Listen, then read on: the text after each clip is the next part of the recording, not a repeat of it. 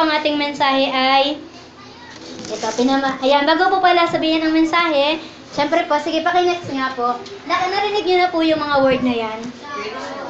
Di ba natin, wala na, tapos na. Ay, sinabi niya na, finish na, di ba? Mga ganun pa, hindi lang kabataan nagsasabi niyan, pati matatanda, mga YA, di ba? Kaya alam niya po ba, may mga pagkakataon na sa atin, pag sinabing tapos na kumare, di ba? Sa graduation, di ba, yung mga joke nila, nakatapusan mo na. Pero pagtatapos po yun, di ba? Na parang para sa atin, so yung marinig po natin yung tapos na or finish na, parang ansaya po, di ba? Na parang pag sinabi, uy, yung problema mo, matatapos din yan. Di ba na-encourage ka po? Uy, yung pag-aaral mo ngayon, di ba yung magsasabi, June pa lang, kakasimula lang ng klase, nakakapagod mag-aral. Pero pag malapit na mag-March, April na po, malapit na matapos ang pag-aaral, praise God, bakasyon na. Di ba ganun po tayo? Kaya alam niyo ba, pero sabi nga, marami daw po yung mga meron naman din, mga natapos katulad nga po ng mga flood control, di ba? Nalala niyo po, sinabi, finish na yun, it is done. Pero it is none. Pero wala naman. Di ba? May mga ganun, tapos na daw, pero wala. Meron naman, tapos nga, pero substandard naman po. Pero ngayon, alam niyo po, ang pinakamaganda talaga na bagay na gusto ko po sa inyong ipaalala dahil December na po ngayon, ito pong title natin. Ayan nga po yung finishing well. Ayan. Ibig sabihin na nawa lahat po kasi maraming tao na kaya naman nilang tapusin ang mga bagay-bagay.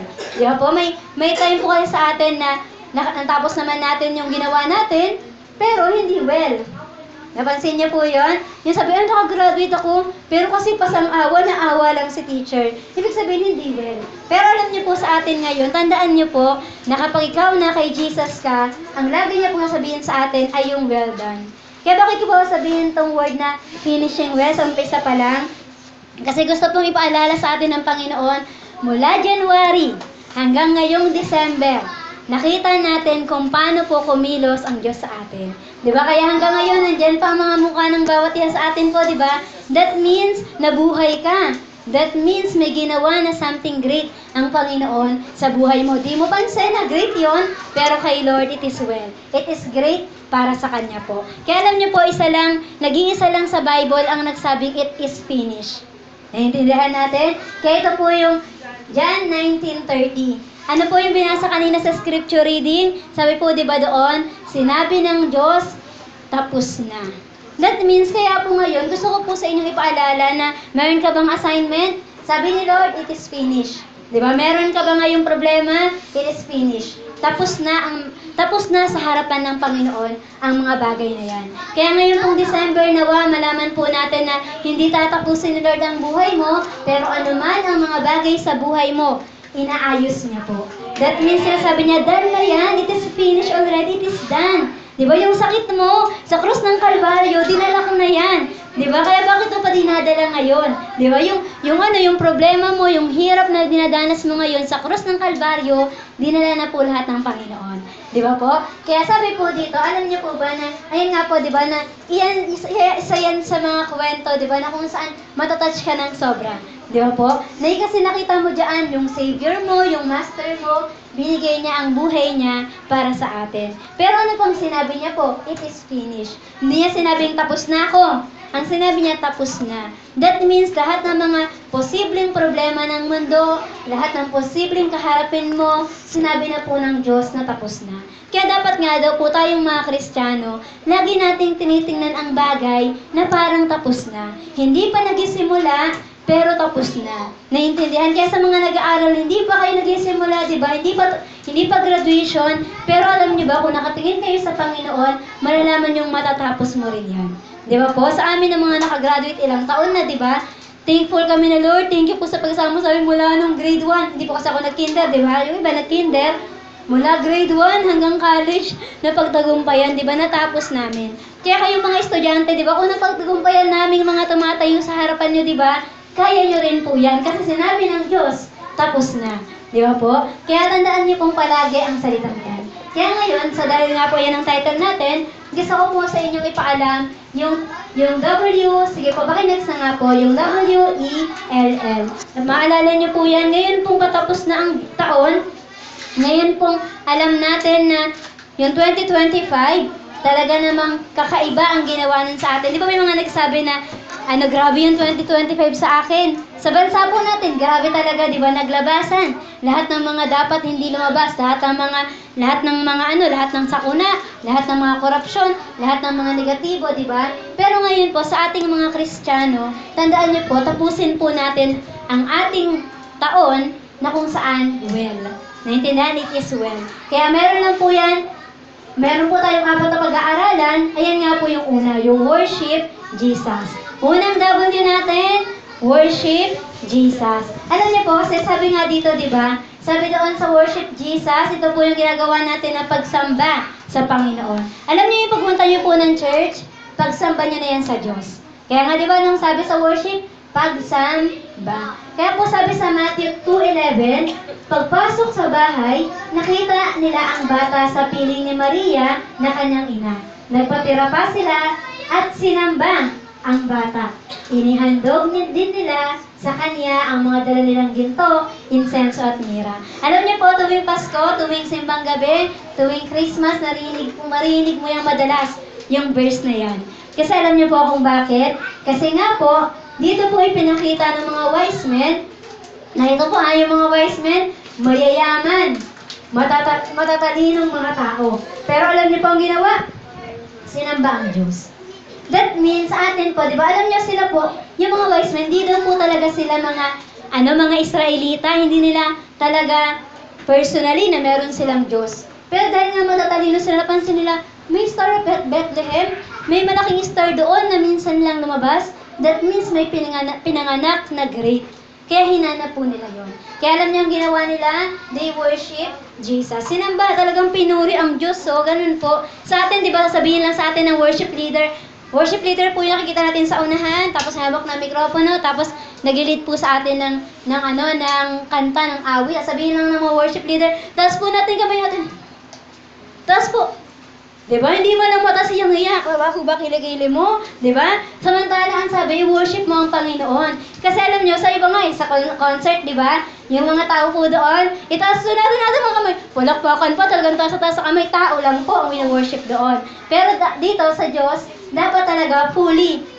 Ganyan po, Nakita niyo po itsura ko, mukhang Y o kaya W po, di ba? Kasi alam niyo po, pag nag-worship tayo kay Lord, sabi dito, nilalagyan tayo ni Lord na pinupunuan niya yan. Yung emptiness ng puso mo, malungkot ba yan? Nag-worship ka kay Lord, sasaya ka. Di ba po? Ano ba yan? May problema ba yan? Mag-worship ka kay Lord, magiging okay yan. Di ba? Yung problema hindi nawala. Pero yung puso mo okay. Di ba po? Kaya alam niyo po, bago po natin tapusin itong preaching ito ko itong buwan na to, di ba? O ang taon na ito, i-worship po natin ang Panginoon kasi dapat po siyang papurihan. Di ba? Lagi po sa inyong sinasabi na sa pag-worship, kumakanta lang ng This is the Day, pero may gumagaling. Kumakanta lang ng This is the Day, pero umaayos ang buhay. Samantalang tayo, ilang kanta, tatlon. Kahit isa wala tayong kinanta. Di ba naman, hindi po ganon. Sa tatlong yun, di ba nakanta, di ba na, yung mga praise kanina, nalimutan na din, no? Yung, celebrate, Jesus, celebrate, ganun po, di ba? That means, talaga kakantahin mo para sa Panginoon. Okay po, hindi yung nakitingin hanggang matapos, buong magdamag, hanggang matapos yung worship, hanggang pastoral prayer, ganito ka lang. Diba? Tingnan mo lang kung anong ginawa. At sa kanya, may ginagawa na si Lord habang nag-worship siya, sa'yo wala pa. Kasi nakatingin ka lang sa kanya. Kaya po pag-worship that means it is your communion.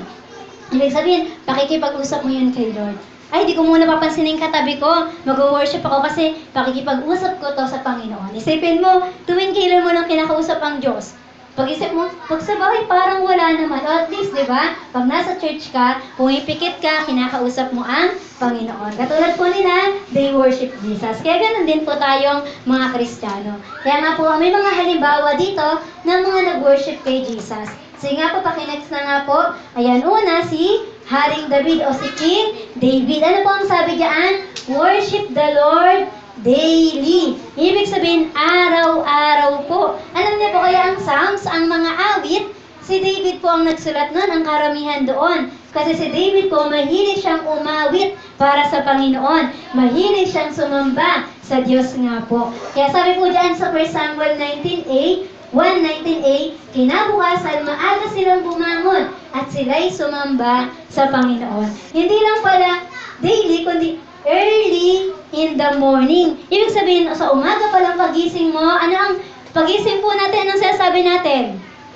Saan po pandesal? Ayun ba? O pagdasal muna. Sa mga nanay tsaka mga tatay ang makakasagot dito kung anong sinasabi ng anak nila. Maano pong almusal? Di ba? Pero dapat daw, pagising natin, worship Jesus. Thank you, Lord.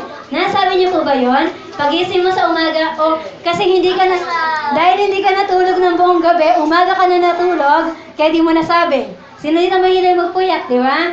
Di ba? Kaya huwag ng ganon. Kaya tandaan nyo, umaga pa lang, i-worship na natin. Di ba? Sino dito yung kumakanta na? Kaya po, tuwing umaga, kung inabot nyo po yung kumakanta kami ng pagising sa umaga, that means early bird ka po. Kasi, ayun po yung inaawit namin tuwing umaga dito sa church. Kasi po, gusto po namin sabihin sa Diyos na nasa Panginoon na Lord, pagising sa umaga, naalala ka, di ba? Sabi doon, yung nasasabik ang puso ko na makasama ka. Ganun po yung mga taong worshiper. Gusto po nilang laging kasama ang Diyos. Kaya tayo po, di ba, daily daw po, papurihan natin ang Panginoon. Kasi alam niyo po si David, pag pinag-aralan niyo po ang kwento niya, sa dami po na nangyari sa buhay niya, gumawa siya ng maayos, naglingkod naman siya ng maayos doon sa master na yon, pero gusto pa siyang ipapatay. Hindi niya yun pinatay, hindi niya sinaktan, pero gusto siyang gawa ng masama. Pero alam niyo po, sa hari na yon. Pero alam niyo po si David, sa lahat ng mga bagay na parang ang unfair sa buhay niya, pinapurihan niya po ang Panginoon. Kaya sa atin po, di ba, tandaan nyo, papurihan ang Diyos. Tandaan, masaya man, malungkot, araw-araw, pagising mo sa umaga, purihin mo ang Diyos kasi deserve ni Lord na purihin po natin siya.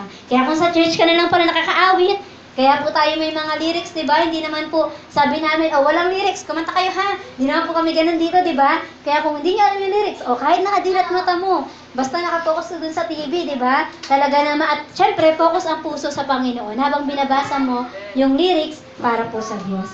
At sunod po, pangalawa naman, sino pa po? Ang mga nagpuri sa Panginoon. Pangalawa, si King Jehoshaphat. Alam niyo po itong haring to, ayan po yung picture kanya, di ba, nung sa announcement ko.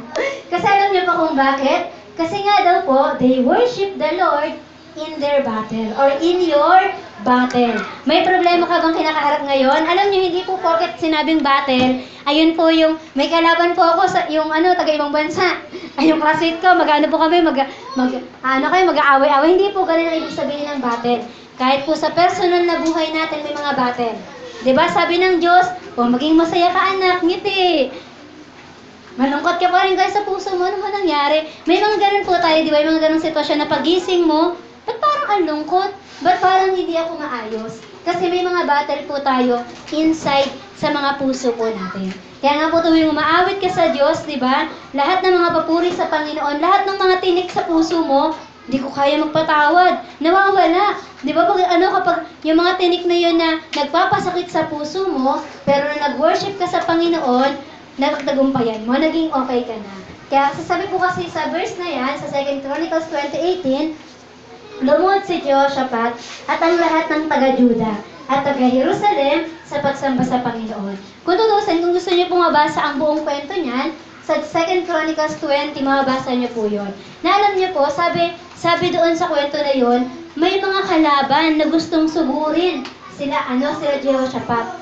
At sabi doon, napakaraming kalaban. Kung tutusin, talo po sila. Pero alam niyo po ang ginawa ni Jehoshaphat? Lumapit siya sa Diyos at talagang nanalangin.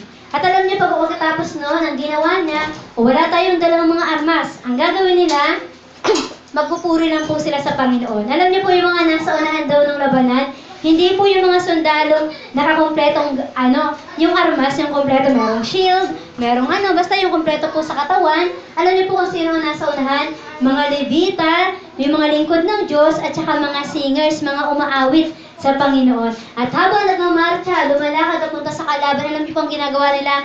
Umaawit po sila sa Panginoon. Kaya kung may problema ka, sa palagay mo, ang laki ng problema mo o ng kalaban mo sa puso o isipan mo, awitan mo ang Diyos. Nang sa gayon, di ba, lahat ng yan, alam niyo po kasi pagtapos, habang maawit sila, abay maya-maya, pagdating dun sa kwento ng Bible, sabi, at naglaban-laban ang mga kalaban niya, 5 kalaban, Ammonita, Amalekita, mga Moabites, mga Ammonites, sila-silang mga magkakampi, nagulat sila, nagpagkakalaban sila, pinatay nila yung bawat isa. At alam niyo, pagdating po nila ng mga Israelita, Ay, wala na silang kalaban. Alam niyo, ang ginawa na lang po nila, lahat ng kayamanan, kinuha na nila.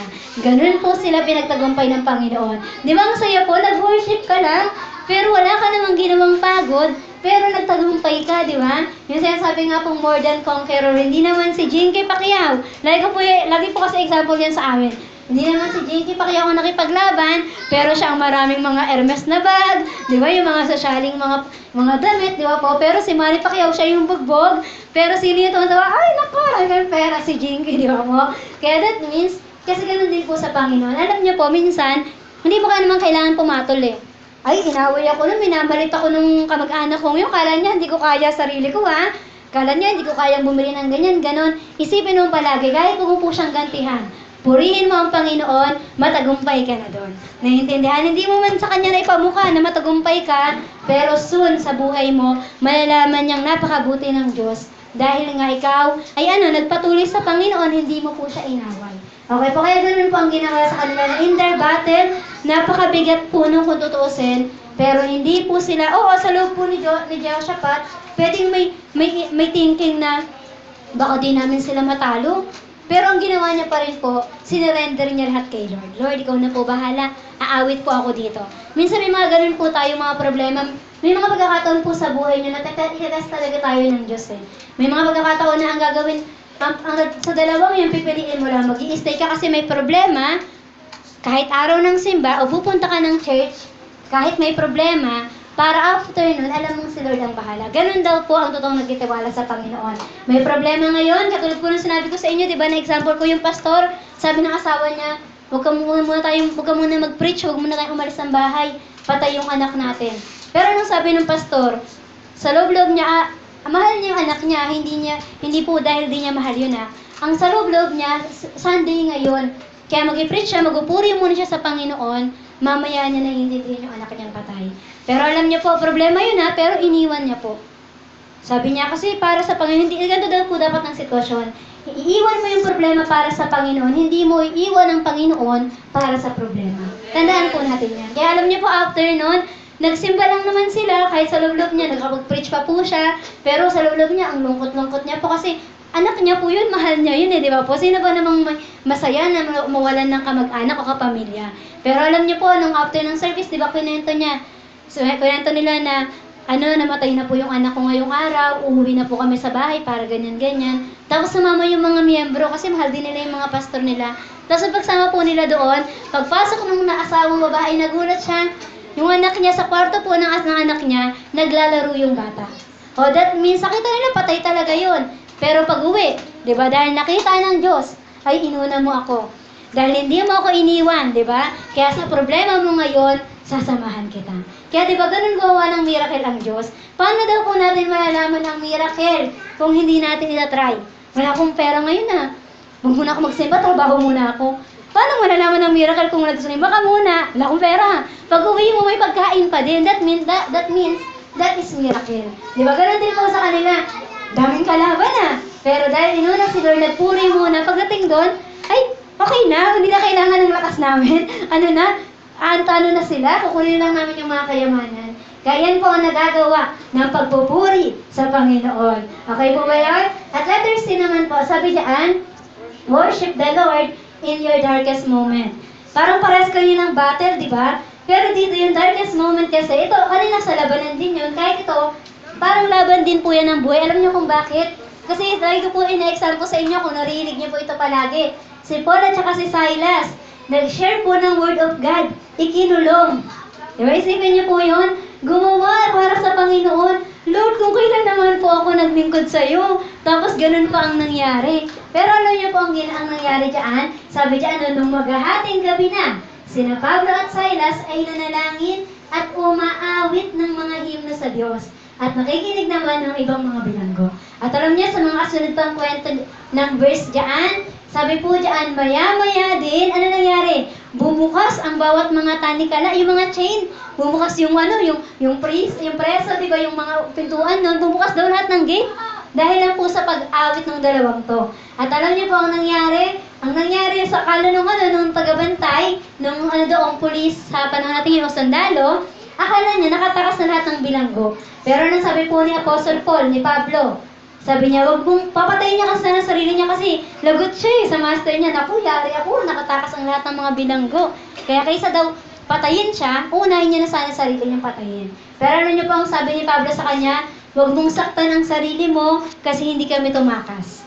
Di ba po? At alam niyo din sa kwento na yan, meron pang naligtas. Dahil nga po sa pag-awit nila, nakalagi, talaga naman, kung tutusin, pwede na silang tumakas. Pero bakit lang po ba nila ginagawa yan? Kasi sa panahon na malungkot sila, kasi malungkot po talaga sa preso, di ba, sa kulungan. Hindi po talaga doon masaya, wala pong entertainment doon. Pero sa mga meron ng mga nabalitaan na pag mayor ang nakulong, may TV, may aircon, di ba? Kapag yung mga ang ganda ng kulungan. Pero sa normal na tao, ano po, walang TV doon, walang aircon, electric pan nga daw po, wala minsan, ganon. Kaya alam niyo po, pero ang ginawa nila, bakit daw po nila yung ginawa? Kasi sa panahon na yan, pinapurihan pa rin po nila ang Diyos. Hindi po nila sinisi ang Panginoon, kundi umawit pa rin sila.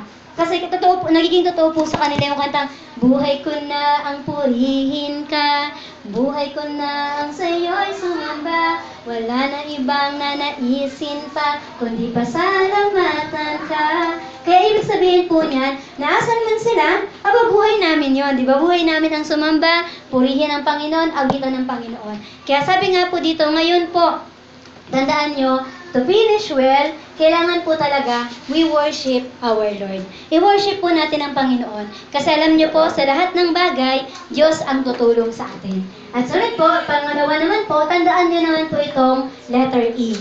Express gratitude to Jesus. Tayo po ba thankful tayo?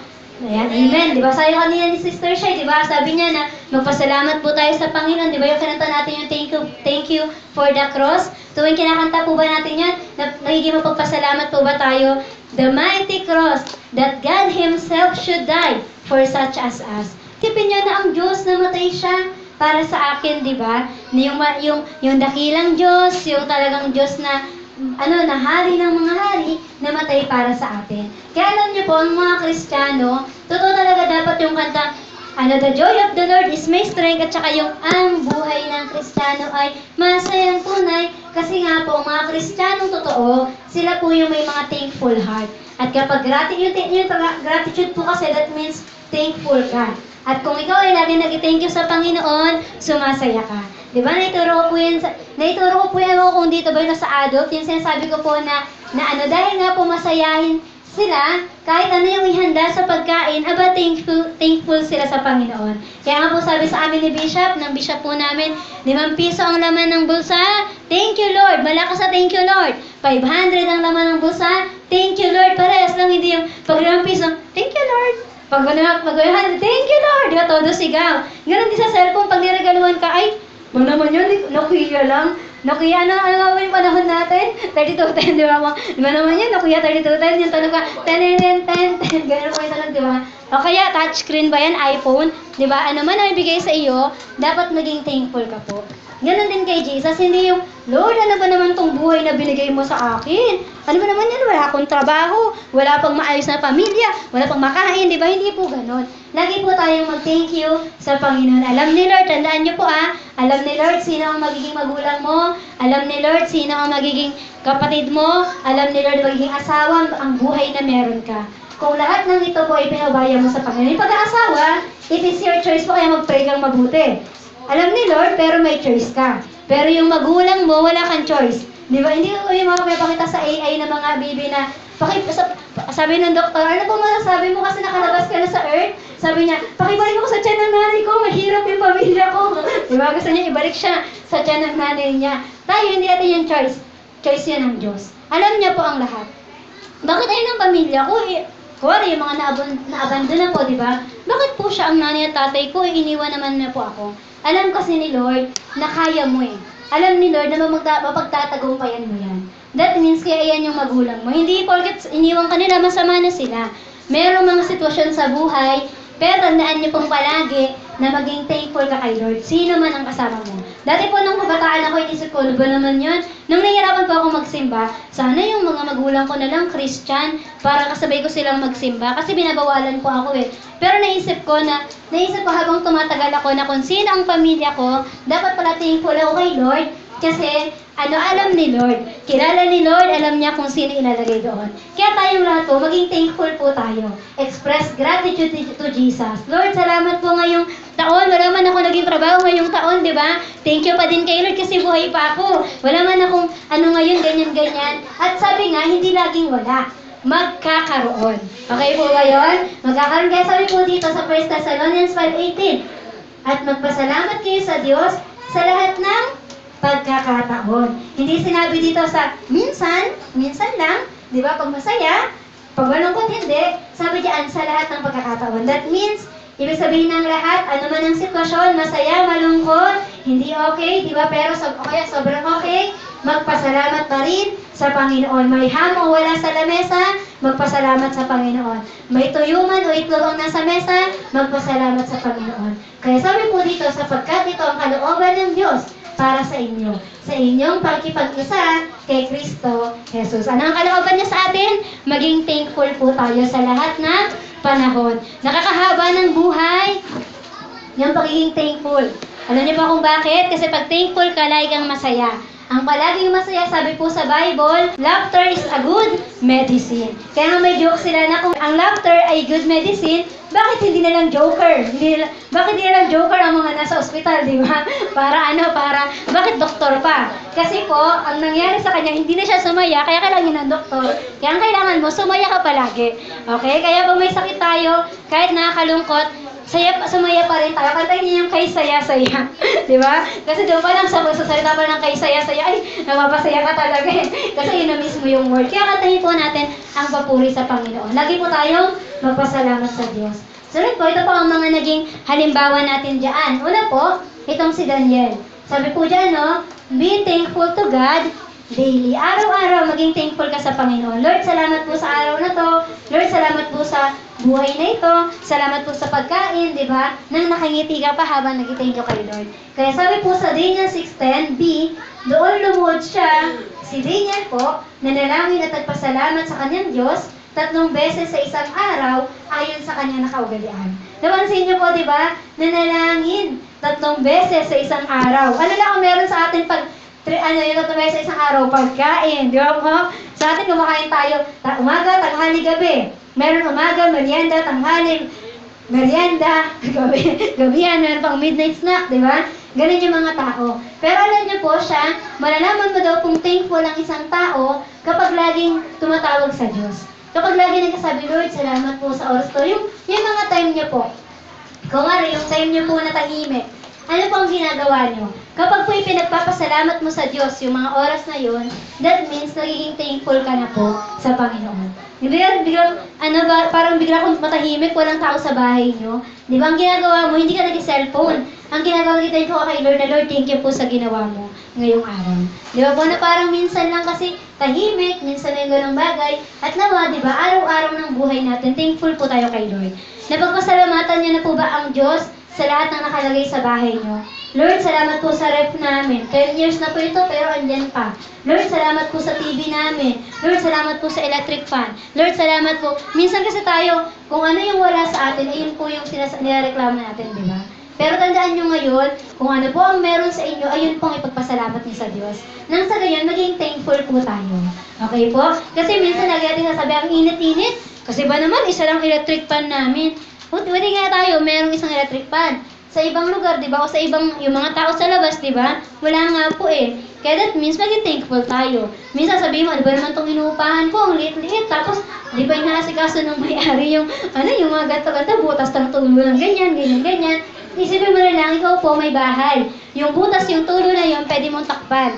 Pero yung mga puluping nasa labas na walang bahay, takpan nila. Di ba? Wala po. Kasi, wala po silang tirahan. Kaya maging thankful daw po tayo araw-araw. May pagkain sa ngayong umagahan, o kung walang umagahan, may tanghalian, may hapunan, di ba? Thank you po kay Lord. Laging thankful sa Panginoon. Ano man ang sitwasyon, ano man ang pangyayari sa buhay natin. O sunod po, pangalawa, maging thankful daw po tayo to God, saan? Sa mga ginawa niya po. Lord, salamat. Di ba may mga prayer po tayo, Lord, salamat po sa mga ginawa mo. Pero higit sa lahat, salamat po sa mismong ikaw. Di ba, minsan maging ganun po tayo na ang daming ginawa po ni Lord sa atin o sa buhay po natin. Di ka ba thankful na mula January hanggang December? Di ba? Napansin mo, January pa lang, nung nag-Happy New Year, naputo ka ng kamay, namatay yung iba. Di ba? Kakasimula lang ng taon. Pero ikaw, nung panahon na yun, iningatan ka ng Panginoon. Di ba? At ngayon, December na ulit, nandyan ka na naman, sasalubungin mo naman ng panibagong taon. At ngayon, nandito ka. Sa oras na ito, magpasalamat ka sa Diyos kasi ilang buwan yun. January, 30 days. Di ba? Umaga, tanghali, gabi, pinakain ka ng Diyos. Di ba po? Hanggang ngayon, December, ganun pa rin po. Kasi that means, ano po ang ginawa ni Lord sa atin? Maging thankful po tayo. Kasi sabi nga po dito, may kanta po dito sa mga bata, yung sabi, may sakit, pinagaling ni Jesus, ang siya may umalis, ang isa ay bumalik, at siya ay lumuhod sa paanan ni Jesus, at sinabi, salamat po Jesus. Napansin niya, sabi daw, may 10 leper, may sakit. Ang ginawa po ng nila, lahat yung walang pinili si Lord, lahat pinagaling. Magaling silang lahat, 10 po yan. Sabi, ang siya may umalis, ang isa ay bumalik. Anong silang ginawa? Lumuhod sa paanan ni Jesus, ayan po yan, at sinabing, salamat po Jesus. Kaya doon nakuha yung kantang pambata na yun. Na alam niyo po, ang totoo talaga, kung isipin mo, yung 10 yun, parang 10 blessing ng Panginoon. O minsan, ilan lang ang pinagpapasalamat mo? Sa 10 blessing ni Lord, minsan kung ano na yung pinakamalaki. Minsan ganun po tayo, di ba? Araw-araw may sahod ka. Pero nagiging thankful ka lang kapag may sobra. Kung ang sahod mo, 20,000 sana all. Kaya naman po, 20,000. Tapos binigyan ka ng 30,000 ng boss mo. Sabi mo, ay, thank you po, boss. Pero yung 20,000 na lagi mong natatanggap, minsan hindi po natin pinagpapasalamat kasi nagiging normal sa atin. Pero nawa, araw-araw, ano man ang matanggap mo, ma-receive mo, thank you, Lord. Di ba po? Kaya katulad po nito, ganyan daw po ang tao. Parang sila po ang representation ng survey. May 100 tao. O 10 tao lang. Isa lang ang nagpasalamat. O ngayon, sa buong mundo, pag tumingin si Lord, sino kaya dyan sa mga anak ko yung nagpapasalamat sa akin? Di ba po? Na sa survey, ilan lang, isa lang. Ito po nakakalungkot kasi parang survey yan, di ba? Na sa daming ginawa ng Diyos, lahat sila binigyan. Isa lang ang nag-thank you. Di ba po? Lahat nasikatan ng araw, yung mga naglaba lang yung nag-thank you. Lord, salamat po kasi matutuyo na po ang mga sinampay. Yung mga farmer lang, ay salamat po Lord kasi maano na yan, matutuyuan, magkakaroon ng energy o sunlight yung mga pananim namin. Di ba? Samantalang sa atin, normal, umaaraw, umuulan, di ba? Minsan hindi po tayo makapagpasalamat sa Diyos. Kaya tandaan niyo pong palagi na ano ang ginawa ng Diyos, pasalamatan mo siya. Okay? May mga tao nag-testimony na second life ko na po ito. Nagpapasalamat po ako sa Panginoon kasi ang dami nangyari pero binuhay niya po ako. Pero dapat tayo po nawa, hindi man ikaw dumating sa aksidente o nagkasakit ng malala, di ba? Araw-araw ang pasalamatan ng Diyos. Kasi bakit? Kasi hindi mo naranasan yung naranasan nila, di ba? Pre-serve ka ng Panginoon. Kaya be thankful for what He has done. Sa cross pa lang ng Kalbaryo, ang dami ng ginawa ng Diyos. Lord, thank you po kasi dapat impyerno po ang punta namin kung hindi ka po namatay at ibinigay ang buhay mo sa amin at nabuhay muli. Diba? Salamat po Panginoon kasi dahil sabi po doon, by your stripes I am healed. Sa mga latay ng Diyos, ako ay gumaling. Di ba po? Kaya that means, ang dami pong ginawa ng Diyos na pwede mo ipagpasalamat kung magiging thankful ka lang na tao. Okay po? O sunod, pangatlo po, sabi niyan, be thankful to God in the midst of trials. Kaya worship God in your battles and in your darkest moment. Ngayon, maging thankful ka rin kay Lord, di ba po? Bakit daw po? Kasi ito man si Job. Di ba narinig niyo po ang kwento niya? Si Job po. Ayan. Sa kwento ni Job, umpisa pa lang ng Job, nailagay na lahat ng mga ano sa kanya, lahat ng paghihirap. Aba naman, sa umpisa, sa pinakaunang talata, maganda, si Job ay isang mabuti, tapat na lingkod ng Diyos, di ba? Ganun yung nakalagay. Maya-maya dumating ang kaaway. Yung kaaway po talaga, kontrabida po talaga. Yun, ayaw niyang laging maganda buhay mo. Kaya huwag ka pong magugulat na, Lord, nag-isimba naman po ako. Bakit yung kailan ako nagsimba? Nagkaroon pa ako ng problema. Si Job nga po Pansin niyo yun, ang ayos naman. Ang ayos po ng ano niya, ng pamumuhay niya. At inanaw po siya. Sabihan pa siya ni Lord, talaga namang itinaas siya ni Lord na sabi niya kay Satanas, di ba? Nakita mo yung anak kong yan? Napakabuti niyan. Di ba? nagtitiwala yan sa akin. Pero alam niyo po ba, sa mga bagay na iyon, pagdating ng chapter, ng mga sumunod na verses, sabi ng kaaway, kaya ka lang naman yung pinapupurihan kasi mayaman siya, nasa kanya ang lahat. Alisin mo ang lahat ng bagay sa kanya. Tingnan mo kung papurihan ka pa niya. Di ba po ganun sa atin? I-test tayo ni Lord. O ano lang po ba tayo kapag magpapakita lang tayo kay Lord, pag okay lang tayo, o pag hindi okay, hindi na. Dapat hindi po kasi testing pala yun ni Lord sa atin na maging thankful. O, ngayon, wala mo ng lechon. Di ba? Ano muna ngayon? Tuyo muna. Thankful ka ba kay Lord? Di ba? O ngayon, ano muna? Delay muna sahod mo. Thankful ka ba kay Lord? Kasi, tandaan nyo, doon nakikita ang taong thankful sa Diyos. Ang taong thankful sa Diyos, ano man ang sitwasyon, thankful pa rin yan. Okay po, nagpapasalamat pa din. Kasi may ipagpapasalamat. Hindi lang, alam niyo po, pagpapasalamat, wari pag testimonial night. Sino po dito naiisip na ayoko muna magpunta ng first Wednesday kasi wala akong mai-thank you kay Lord eh. Tandaan niyo po, yung buhay mo pa lang na nagising ka, maging thankful ka na po kay Lord. Sa lahat po, pamilya mo, ano man ang ginawa, di ba? May mga nagsasabi po doon, Lord, thank you kasi wala pong nagkasakit sa pamilya, wala pong nawala sa pamilya namin, di ba? Kumpleto pa rin po kami. Kaya sabi kasi diyan, sinabi niya, sabi po ito na Job ha, nangyari na po sa kanya, nawala ang mga anak, 10 anak namatay. Yung mga kayamanan niya, yung mga tupa, mga kabayo, mga ang tawag doon, yung camel, tama, basta yung mga kahayupan niya doon na, kasi kung pag marami daw po kayong alagang hayop ng unang panahon, ano kayamanan yun. Yan. Yung mga, parang in short, yung mga kayamanan niya po, nawala, kinuha lahat ng mga kalaban. At sunod po, hindi lang yun. Nawala na ang kanyang mga anak, ang kanyang kayamanan, nagkasakit pa po siya. At kung sino pa yung nag-iisa niyang asawa, di ba, sabi niya, i-curse mo na si Lord, at sabi mamatay ka na. Ganun po yung sinabi sa kanya. Pero ito po ang nasabi niya sabi ko lang sa inyo kasi, di ba, 1 pa lang eh. Nakakaiba na talaga ang nangyari sa kanya.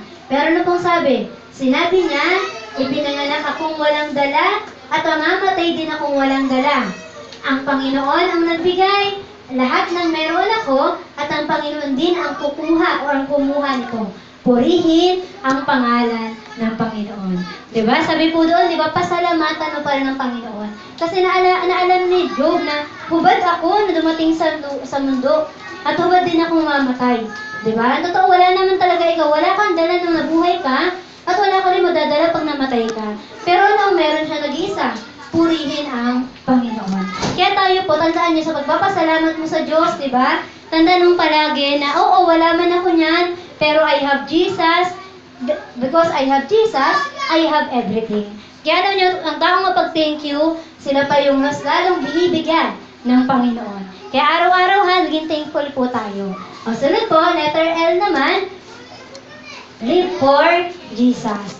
Mabuhay ka para kay Jesus. Kasi alam niyo po, bakit ka ba nabubuhay ngayon? The reason you live is to worship Him. The reason you live because of Jesus. Alam niyo bakit po tayo buhay pa ngayon? Dahil po sa Diyos. Sabi nga po ni Apostle Paulo, sapagkat para sa akin, ang buhay ay para kay Kristo, sabi niya. At ang kamatayan ay pakinabang. Sa English, to live is Christ and to die is gain. That means ang buhay mo po para kay Kristo. At sabi nga, true life begins when Jesus comes in. At alam nyo, kailan lang ba dumarating ang totoong buhay? Kung meron ka ng Jesus. Kaya that's why, ang nakikita natin sa labas na wala pang Jesus, parang hindi pa mga buhay. Alam nyo kung bakit? Kasi kung buhay ka na, ikaw ay mabubuhay para sa Diyos. Ibig sabihin ng buhay na yan, nagkakaroon ng purpose. Nalalaman mong may pakinabang, nalalaman mong may plano ang Diyos sa buhay mo. Kaya sino yung mga tao po sa Bible na nabuhay para kay Jesus o binigay ang buhay kay Jesus? Una po, they live for Jesus by obeying Him. Marami pong example, hindi lang naman talaga si Noah, kung babasahin niyo po ang Bible, pero isa lang siya sa mga ilalagay ko. Kasi pag nilagay po natin lahat, yung 1 hour na preaching po, baka po mamayang gabi na po tayo matapos, di ba? Kasi ganun po karaming pwedeng aralin sa Bible. Kaya isa-isa lang muna. At ngayon, sabi po dito, di ba? Sabi niya, dahil sa pananampalataya, pinakinggan ni Noe ang babala ng Diyos tungkol sa mga bagay na mangyayari, ngunit hindi pa niya nakikita. Gumawa siya ng malaking barko upang siya at ang kanyang pamilya ay maligtas. Alam niyo po, sabi po diyan, kung hindi pinakinggan ni Noah ang Diyos, possible na kahit siya, hindi siya mabuhay. Di ba po? Kaya that means sa atin, di ba, yung mga taong nabubuhay para kay Jesus, alam niyo po, dapat po pakikinggan natin si Lord. Dapat pakinggan at hindi lang pala niya pinakinggan, ginawa pa. At sundin po natin. Di ba? Pag ginagawa natin yon, kapag sumusunod ka kay Jesus, nabubuhay ka para sa Kanya. Kaya na po nangyari, naligtas po ang buhay niya. Ganon din po tayo. Kung tayo ay nabuhay para kay Jesus, mabuhay o mamatay, ako ay kay Kristo. Kasi alam niyo ba kung para kay Jesus mabuhay ka ngayon, bakit ka nagisimba? Kasi alam mo, pagdating mo ng langit, si Jesus pa rin po ang pupurihin natin doon. At kung hindi man ikaw nabuhay para kay Jesus, iba ang nangyayari. Iba ang magiging destination po ng mga tao na yun. Kaya live for Jesus po, abay, obeying Him. Sumunod po tayo sa Kanya. Pangalawa, sino pa po? Si Moses. Di ba, inaaral natin yan, pumasok yung November, kwento ni Moses ang narinig natin. Sabi diyan, no? By leading others to God. Nabubuhay ka para sa Diyos, para ano? I-share mo rin sa iba. Para naman i-lead mo rin sila. Kaya di ba yung mga magulang natin, ano pong sabi sa Deuteronomy? Kayo mga magulang, isama nyo ang mga anak nyo sa bahay-sambahan. Di ba, i-lead nyo sila, turuan nyo sila ng patungkol sa Panginoon. Kasi ganun ang ginawa. Ang lahat talaga na nabuhay kay Jesus, dapat para ka daw pong araw. Araw na kung saan laging tinuturo si Jesus. Di ba, mabuhay ka na kung saan lagi mong inililid yung mga tao para kay Jesus. Hindi yung inilalayo mo sila, o tara pre, uyuman tayo. Hindi nilalayo ang mga tao, tara gumala tayo. Ay, may simba ba ngayon? Sige, gala muna kami. Inuna pa yung gala kaysa sa simba. Kaya tandaan nyo, ilid mo yung mga tao sa Diyos, ha? Ay, sige, gagala tayo. Pwede naman gumala, hindi ko masama. Pero, magsimba muna tayo. Hindi yung pinagpalit yung simba sa gala. Naintindihan? Hindi yan para kay Jesus, ha? It's not living for the Lord. Kaya sabi po yung leading for others, sabi dito, si Moses na ano ginawa. Pero hindi ako ganoong makipag-usap sa aking lingkod na si Moses, na mapagkakatiwala ang pinuno ng aking mga mamayan. Tinawag po siya mapagkakatiwalaan. Gusto niyo ba ganun din yung tawag sa atin? Tayo pong lahat, sabi niya nga po, steward. Tayo po ay mga steward po ng Diyos. Ibig sabihin na naging Kristiyano ka sa pamilya mo, o meron ka ngayong task. Ang task mo, i-share mo to sa mga kapatid mo. Kaya po ako, nung naligtas ako, hindi po ako lang ang naligtas. Yung mga mas nakakabatang kapatid ko na nakikinig sa akin, sinaran ko po sila tungkol kay Jesus. Pinigot ko po yung mga tayo, sumama kayo sa akin, hindi po gano'n. Ang ginawa ko po talagang, hindi ko po sila pinilit, ayaw gumising. Inantay ko kahit malilate na ako magsimba. Sige, antay lang kasi para kay Lord. Diba? Leading others to God. At tapos doon, dumating yung panahon, mahal na nila si Lord. Sila na mismong naunang pumunta ng bahay-sambahan. Kaya tayo, ganun din po tayo. Sa ngayon, isipin nyo, kaya pala ako naging Kristiyano para mabuhay sa Diyos at para ituro si Jesus sa mga tao. Di ba? Pag may kaibigan ka, ay, hindi na ako ganyan. Hindi na ako nagiinom. Ano na ako? Diyos na lang ang iniinom ko ngayon, di ba? Kaya yung sabihin, kasi gusto mo na ilid sila sa Panginoon. Okay po? Ganun palagi ang gawin natin, ha? Tandaan natin, ang pamumuhay para kay Jesus, ito ay nakakalugod. Dapat sa harapan niya. O yung buhay po natin, ginagawa po nating kalugod-lugod o karapat-dapat po sa harapan ng Panginoon. Letter C naman po, sabi diyan, paano malalaman na ikaw ay nabubuhay para kay Jesus? By sharing the gospel, even in suffering. Ang halimbawa po niyan si Apostle Paul ulit. Sabi po diyan, no? Subalit walang halaga sa akin ang aking buhay, magawa ko lamang ang aking tungkulin, at matapos ang gawaing tinanggap ko mula sa Panginoong Hesus. Ang pagpapahayag ng magandang balita tungkol sa kagandahang loob ng Diyos para sa tao. Ikaw po ba nasabi mo na yung bagay na yun, subalit walang halaga sa akin ang aking buhay?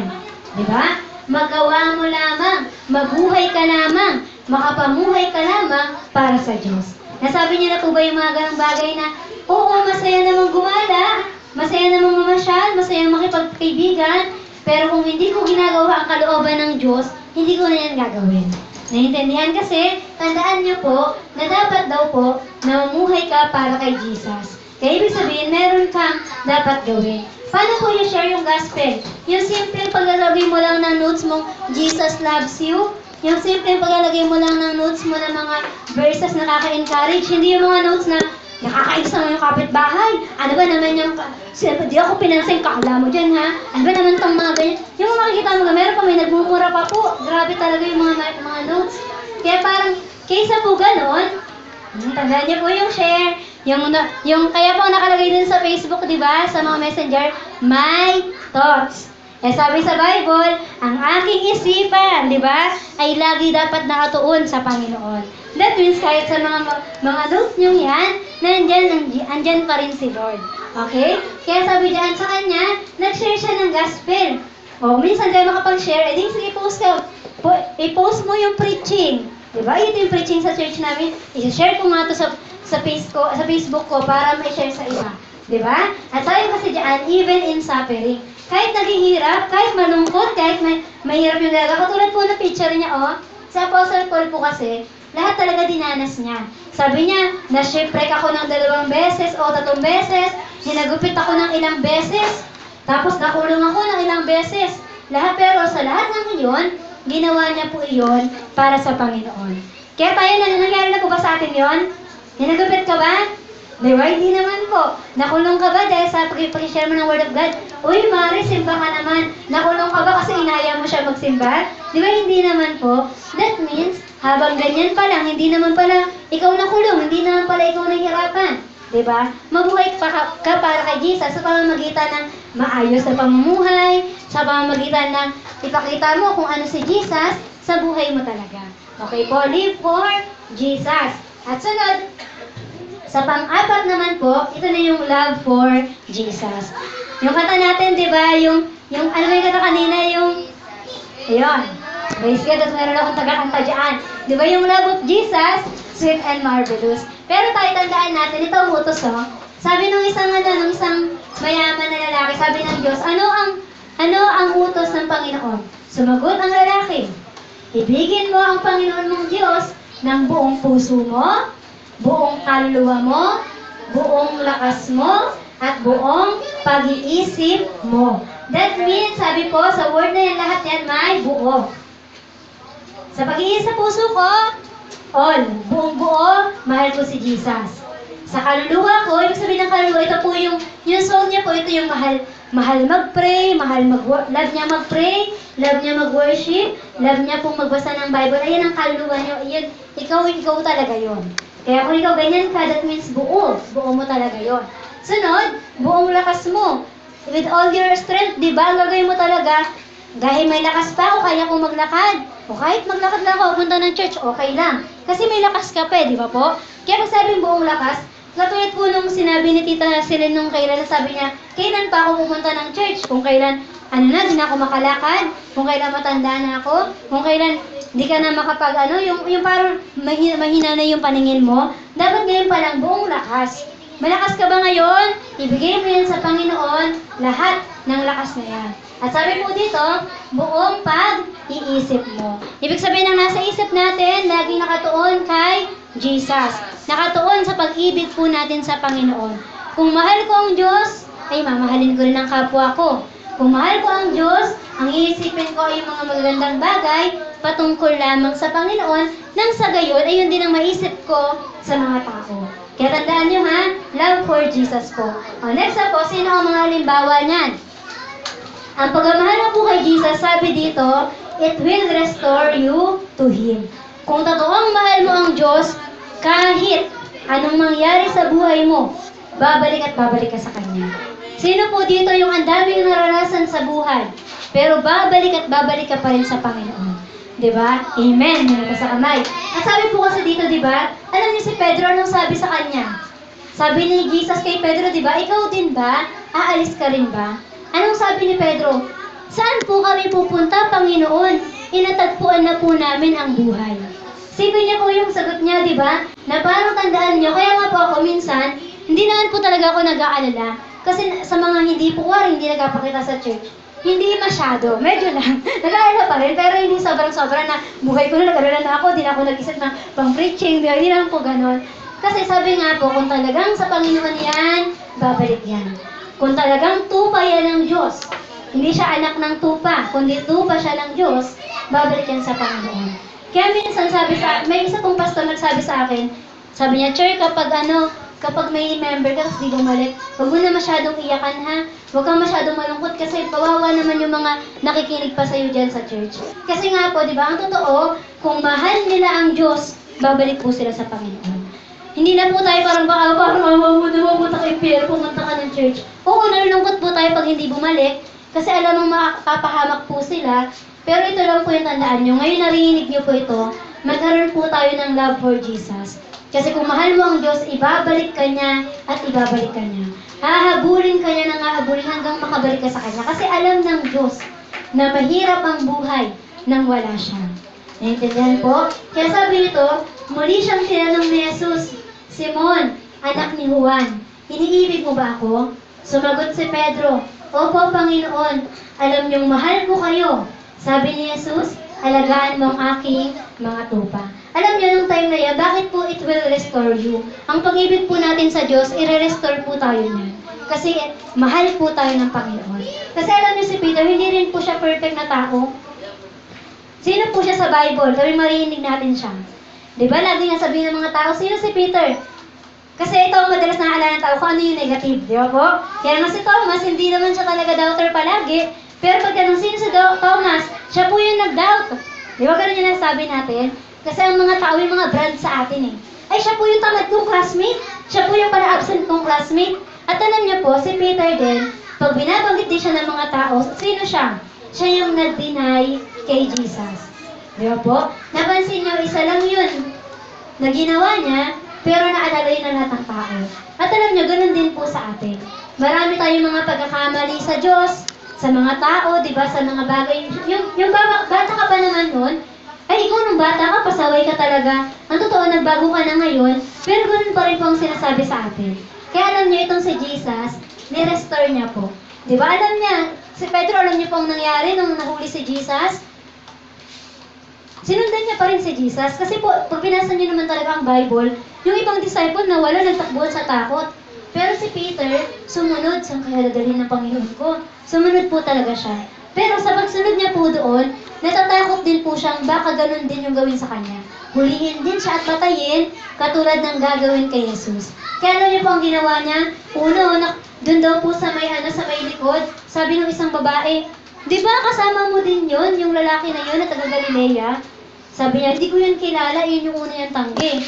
Pangalawang tanggi, at pangatlo. At tumila ako yung manok, doon niya naisip yung sinabi ng Diyos. Tumila akong manok, 3 beses daw siyang ikakaila. Nung di ba, ikatlong pagkaila niya o pagtanggi niya, tumila akong manok. Naalala niya yung sinabi ni Jesus. At alam niyo, after po nun, dinapako na po si Jesus sa cross. Kung mapapansin niyo po, si Peter, hindi po siya nagpakita kahit po doon sa cross. Ang mabasa niyo lang sa Bible, si Mary at saka si John lang po yung nandoon. Talagang nagtago po si Peter. Pero alam niyo, after po nun, nung nalaman niyang patay na si Jesus, nangisda na siya ulit. Nanghuli na po siya ng isda. Kaya alam niyo po, sabi nga kasi, ganun daw po minsan tayo. Kung saan ka inalis ng Diyos, babalik ka doon. Di ba minsan, katulad niya, ang sabi sa kanya, hindi ka na mangingisda muli. Mangingisda ka na hindi na ng isda, kundi ng mga tao. Ganun daw po ang mga tao. Kung dati tinanggal ka naman talaga ni Lord, dati kang mahilig mag-inom talaga, inalis ka na po doon ng Panginoon, ang nangyayari nung nawala ka sa Diyos, binabalik mo na naman yung ganun mong kasalanan. At alam niyo, hindi na po kasalanan yung pangingisdang ginawa niya. Pero ang totoo, dapat talaga, nag-share siya ng Word of God.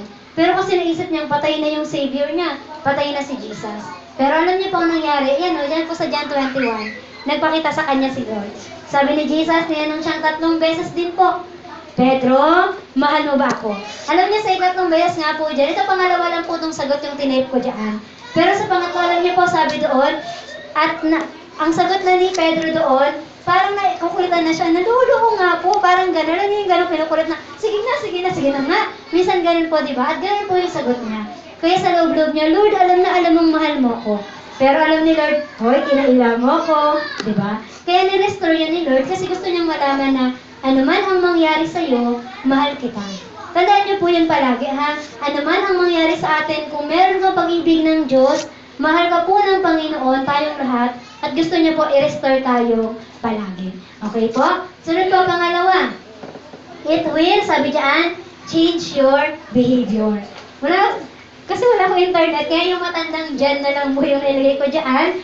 Kasi nakasave lang po sa laptop. Sabi po dyan, si Jan the Beloved po yan. Si Jan the Beloved, hindi naman po talaga siya beloved nung una pa lang. Alam niyo po kung bakit? Dahil sumasama siya sa Panginoon, kaya siya naging loving na tao. Alam niyo po, isa rin po yan si Jan na mainitindi ng ulo. May one time nagpunta si Jesus doon sa isang lugar, tapos hindi tinanggap si Jesus. Ang sabi ni, isa si Jan na nandun, tsaka si Peter, sabi nila, ipag-pray na lang natin sa langit, Panginoon, nabuhusan ng apoy niyang mga yan para mamatay silang lahat. Di ba, ganun po siya mag-isip. Kaya totoo, si Jan the Beloved, hindi po siya mapagmahal umpisa pa lang. Ganon din po tayo mga tao, hindi naman talaga tayo perfect umpisa pa lang. Di ba, sabi nga sa Bible, sino ba ang pumupunta ng ospital? Sino ang lumalapit sa doktor? Sila ang mga may sakit. Ganon din po tayo. Hindi lahat ng nasa church, perfect yan. Mga santo yan, kaya yan nasa church. Sila ay mga pinapabanal at binabago pala ng Diyos. Kaya sabi po dito, ang mga totoong nagmamahal sa Diyos, kahit yung behavior po natin, nababago po. Kaya sabi nga po dyan, sa John 13:23, binanggit po, bakit mo naging John the Beloved siya? Sabi katabi noon ni Jesus, ang alagad na minamahal niya. Siya lang ba ang mahal ni Jesus? Lahat po silang 12. Kahit nga po si Judas, di ba? Sa sobrang pagmamahal ni Jesus, hindi nalaman ng mga disciple na, ay, siya pala yun. Sa atin kasi alam natin ay, hindi siya minsan di ba sa pamilya, sabihin natin, ay, hindi pa ako favorite ni mama. Hindi niya po ako love. Kasi siya pa lang po lagi. Ito yung bunso namin, siya lang lagi ang kinakampihan ni mama. Di ba, minsan ganun po tayo. Inaisip natin na mahal siya, kasi minsan halata daw. Pero sa mga magulang, kapaliwanag ako sa inyong mga anak ha, hindi mo walang favorite ang mga magulang. Ang sabi sa amin, kung sino yung mas kailangan, ayun yung pinagtutuunan ng pansin. Pansinin nyo yung anak ni Chris Aquino, si Joshua yung kay Philip, tapos si Bimbi, di ba? Ano niyo po, sino po sa kanila ang mas pinagtuunan ng pag-aalaga nung ni Chris Aquino? Di ba si Joshua? Kasi may mga kailangan po. Hindi maayos yun kasi nga po late bloomer po yung bata. Pero yung lalaki naman, yung batang kapatid, di ba? Inalagaan niya pa yung kapatid niya po. Kaya yung mga kabataan dito nagsasabi na favorite po kasi yan ni mama, kaya di ko yung gusto eh. Di ba, inaaway kapatid, binubugbog. May mga ganun po ba sa inyo? Nawa hindi po ganun. Kasi sabi, tandaan nyo, kaya yung ganun, naipasok ko lang kasi naalala ko bigla to na may mga tao kasi ganun, nakala po ng mga anak, favorite na magulang. Pero ito, iba naman po ito. Sa mga tao naman sa paligid, kung di mo ka pamilya, kapitbahay mo lang. Dahil kapitbahay mo siya, nagbigay siya ng pagkain, ay aman naman, bibigyan mo rin pagkain, mahal mo din siya. Pero yung kapitbahay mo, hindi ka binibigyan ng pagkain, hindi mo rin bibigyan, di ba? Pero alam niyo si Jesus, yung pag-ibig niya po, para sa lahat. Kasi alam niyang ito, si Judas, ipagkakaluluwa ko nito. Pero, mahal niya pa rin. Kaya alam niyo po, si John, si Peter, si Thomas, lahat po ng disciple, isa-isahin naman po yung 12 na yan, mahal po ng Panginoon. Pero ngayon, i-focus lang natin kay John. Na kung saan, sabi nga po dito, ang totoo talaga may pag-ibig sa Diyos, ang totoong may pagmamahal sa Diyos, kahit ang ugali po natin, nababago na po yan. Kaya po itong si John, di ba, na dati siya, kaya nga po siya tinawag din na yung magagalitin, isa ba naman sa nagsabing, paapuyan na lang yan, hanggang mamatay mga tao dyan, di ba? Yun yung mga sa mga yung pag di ka makapagtimpe, di ba, sa temper po yan, di ba? Pero siya, nagbago po ang behavior niya. At alam niyo po, yung dyan, di ba, pag binasa po natin, mabasa po natin doon, gaano kapag mapagmahal ang Diyos. Kaya nga po yung 1 John, 2 John, at saka 3 John, it talks about love, truth, and life. Kasi nakita niya po, nasaksihan niya mismo si Jesus. Kaya ganun din daw po tayong lahat. At sunod po, last na lang, it will bring us to repentance and change of life. Ang totoong nagmamahal sa Panginoon, sabi po dito, nagbabago po ng buhay. Sabi diyan, nag-repent sa kamalian o kasalanan, at sabi po, talaga namang inaayos ang buhay. Sabi po sa Luke 19:8, tumayo si Zaccheo, at sinabi niya kay Jesus, Panginoon, ipamimigay ko po sa mga may hirap ang kalahati ng aking kayamanan. At kung ako'y may nadayang sino man, isasauli ko ito sa kanya ng makaapat na beses. Napansin niyo po, ang totoo talaga nagbabago tulad po niya. Kaya nga po may isang sample sa amin, sinabi, tinuro na dapat yung totoong yung mga nangurakot ng blood control, kung totoong talaga sila, nagsisisi, dapat gawin nila tong ginawa ni Zacchaeus, so, ibinalik ng 4 na beses. At ano bang ginawa? Yung kalahati ng kayamanan, ibinigay niya po. Kasi ayun daw po ang nangyayari sa isang taong nakilala ang Diyos. Ang taong nakilala ang Diyos, nagabago po ng buhay, humihingi ng kapatawaran sa Diyos, at never again nawa in her life or his life na gawin pa ulit ang mga pagkakasala. Kaya ang totoong nagmamahal sa Diyos, ayaw niyang saktan ang mahal niya. Diba totoo po yun? Kayo po ba, kung mahal niyo ang anak niyo, may mga magulang, di ba, minsan, pinapalo nila anak nila, pero mamaya maaawa din po sila. Di ba kasi mahal nila yun eh. Pero hindi kasi pwedeng hindi paluin kasi, paano magiging mabuti yung anak ko? Paano niya malalamang mali itong ginagawa niya? Kaya alam niyo, ganun din po sa atin. Ang totoo, ayaw nating masaktan yung mga mahal natin sa buhay. Kaya di ba ayaw nating masaktan kahit nga po ang Diyos. Kaya sa lahat na nagmamahal talaga sa Panginoon, hanggat maaari, di ba, magano po tayo, humingi tayo ng tawad sa Panginoon. At sabi nga po sa pinakalas, tas na po ito, sige po, ito na po, na bago po tayo matapos, di ba, ngayon pong December, about sa mga pagtatapos yung gusto ko po sanang ibahagi sa inyo, pero ito muna tayo. Nawa po, talagang bago matapos ang mga bagay-bagay o mga iniisip natin, nawa ginagawang natin itong buhay. Yung alin daw po, yung magpuri sa Panginoon, mag-express ng gratitude sa Diyos, mabuhay para sa Kanya, at mahalin ang Diyos. Kasi alam niyo po, ayun din ang ginawa niya sa atin. Alam niyo po, na natapos man ang paghihirap ni Jesus sa krus ng Kalbaryo, natapos po yun. Sabi niya, naganap niya. Pero kasi, it brings life sa mga naniniwala sa Kanya. Kaya sabi ko po sa inyo, di ba, lagi pong encouragement, matatapos din yan. Huwag niyo pong i-advise sa mga tao na ano ba yung problema mo, walang katapusan. Hindi po yung totoo. Kasi ang totoo, matatapos at matatapos na yun. At kung hindi pa tapos na yun, tandaan niyo po, kung hindi pa tapos na yun, tutulungan ka ng Panginoon mapagtagumpayan niya. Neta, mag-i-endure tayong lahat. Sabi nga po, lilipas ang lahat ng yan, ng lahat ng mga bagay-bagay, pero ang pag-ibig, ang pagpupuri, ang pamumuhay at pagmamahal mo sa Diyos, dapat manatili din po yan sa buhay natin. Kaya ngayon,